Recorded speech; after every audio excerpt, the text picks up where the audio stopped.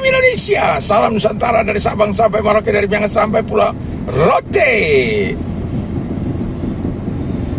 Assalamualaikum warahmatullahi wabarakatuh. Salam sejahtera, Om Swastiastu, Namo Buddhaya, salam rahayu bagi seluruh anak bangsa. Saya dari Pulau Lombok ingin menyampaikan percakapan terakhir saya mengenai gaya kepemimpinan Ibu Shirley bagian yang ke-10.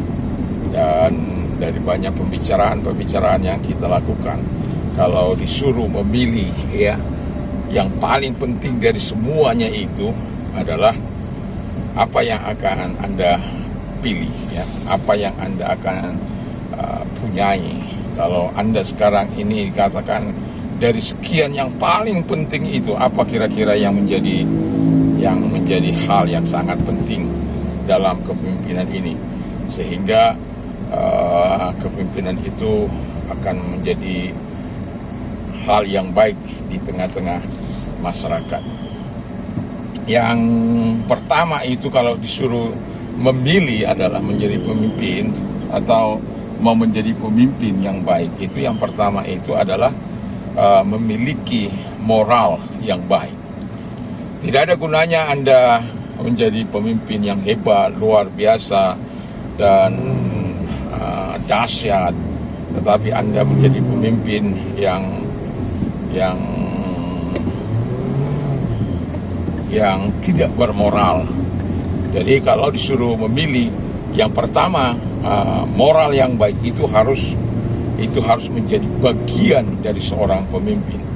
Karena dengan moral yang baik, orang akan dapat mendukung kita. Dengan moral yang baik, orang-orang yang kita pimpin, sekalipun mungkin kita pelangah-pelongo, tapi karena kita memiliki moral yang baik, kemauan untuk melakukan yang baik, maka orang-orang hebat itu juga akan menolong kita untuk melakukan sesuatu yang baik untuk pembangunan. Bagi seorang pemimpin itu, moral yang baik itu haruslah menjadi yang utama. Karena ada banyak orang moralnya tidak baik tapi menjadi pemimpin, akhirnya korup, akhirnya melakukan tindakan-tindakan penyalahgunaan kekuasaan, wewenang dan lain sebagainya. Kita lihat bagaimana di Cina. Kalau itu diterapkan di Indonesia, wah. Jadi kalau di Cina itu, seorang pemimpin tidak boleh berbisnis. Seorang pemimpin itu tidak boleh, keluarganya tidak boleh berbisnis. Dia tidak boleh berbisnis. Jadi hanya dua pilihan. Kamu tetap menjadi pejabat, atau keluargamu seluruhnya, anak, mantu, apa, itu nggak bisa. Ya. Wah, itu sangat luar biasa itu.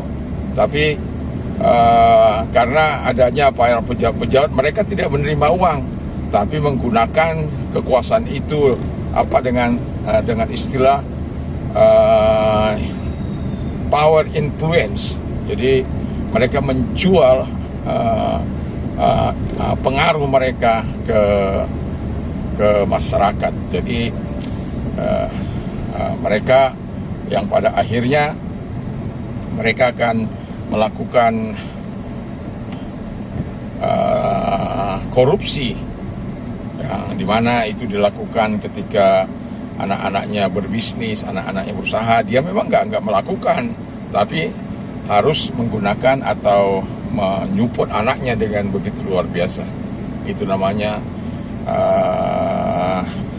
power influence.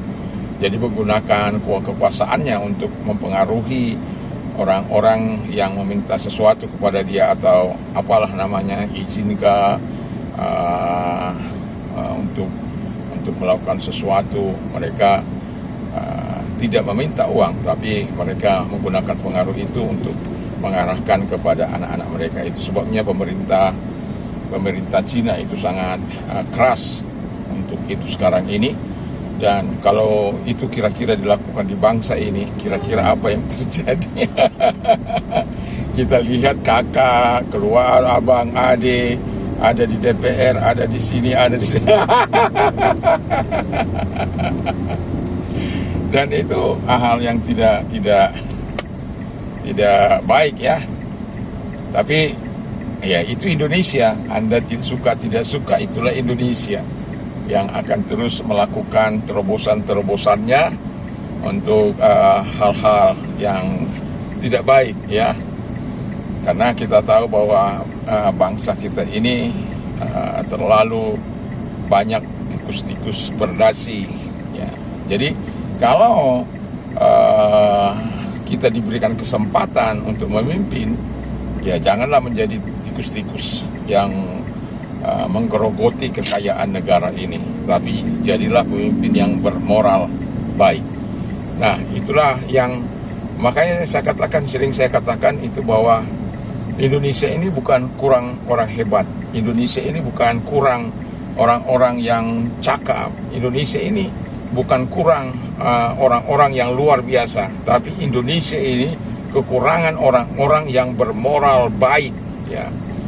Itu sebabnya kenapa saya mengatakan kalau disuruh memilih pemimpin, saya akan memilih walaupun mungkin dia tidak memiliki hal yang bisa ya menumbuh kembangkan kehidupan saya, tapi saya akan memilih orang yang bermoral baik. Walaupun dalam pemilihan misalnya saya disuruh mendukung salah satu kandidat, saya tidak pernah memanfaatkan untuk sesuatu yang untuk keuntungan saya sendiri, tapi saya akan selalu meminta kepada orang-orang yang kalau dia menjadi pemimpin, ya dia cukup memimpin dengan baik, dengan moral yang baik, tidak korup, tapi memberikan sesuatu yang baik kepada masyarakat.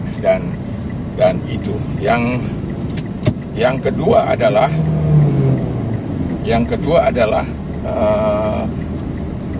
kompetensi ya.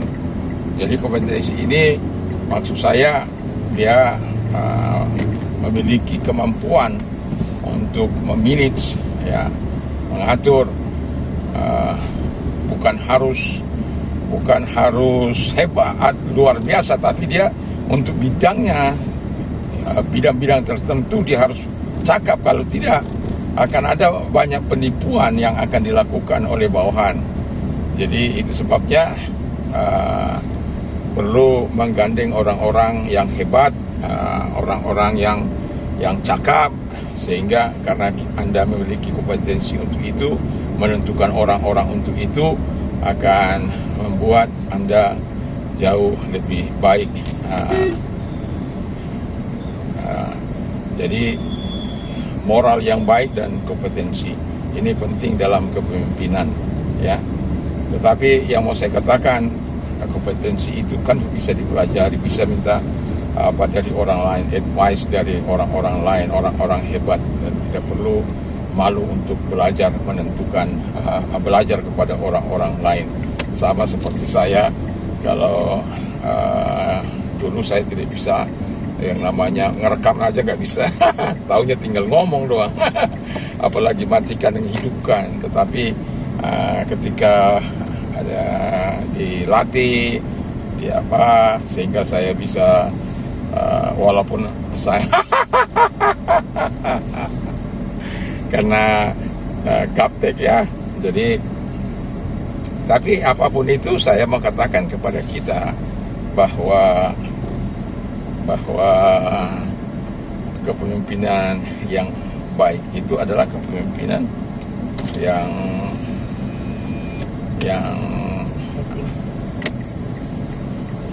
memiliki kompetensi, sama seperti yang dimiliki oleh ibu itu. Dia serba tahu dalam. Bisa masuk Pak ya? Makasih Pak ya.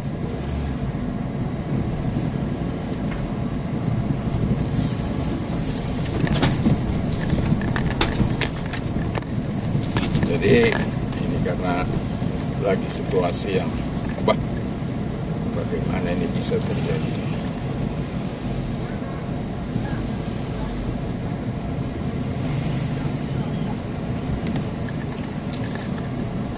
Jadi ini lagi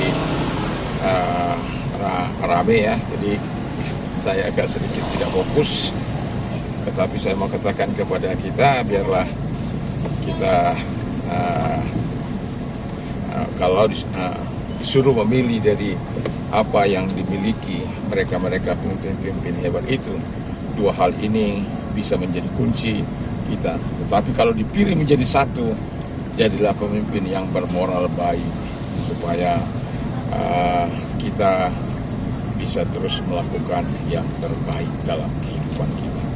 Kalau kita memiliki moral yang baik, maka masyarakat akan terus mendukung kita, dan jadilah pemimpin yang bermoral yang baik, sehingga ke depan para pemimpin-pemimpin kita tidak lagi kita dengar ada yang masuk penjara karena nilai uang, tidak lagi melakukan apa yang jahat, tapi betul kepemimpinan itu mereka pakai untuk sesuatu yang mereka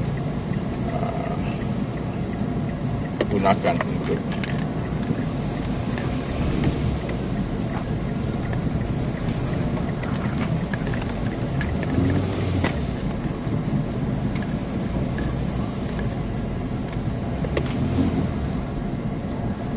dan ya, karena ini sudah saya mengucapkan kepada kita ya, jadi terakhir saya mengatakan, kalau disuruh memilih, pilihlah sesuatu yang bermanfaat.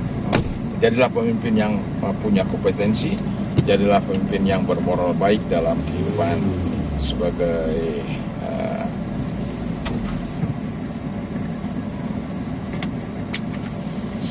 orang.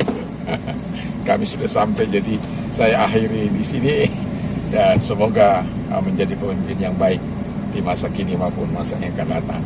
Mantap, mantap, mantap!